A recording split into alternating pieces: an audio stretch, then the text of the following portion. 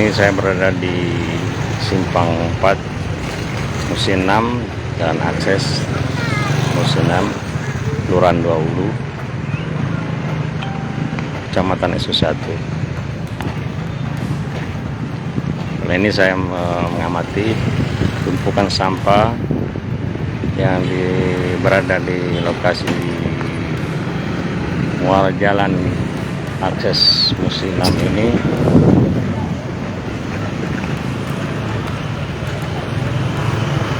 Makin hari makin menjadi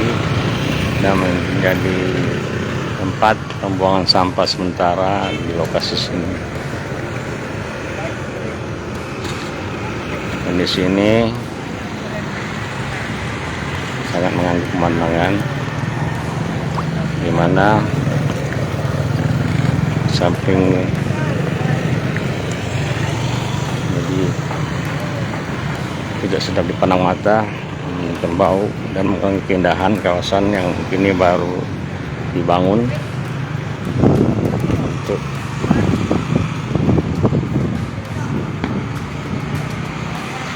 kawasan ini sampah.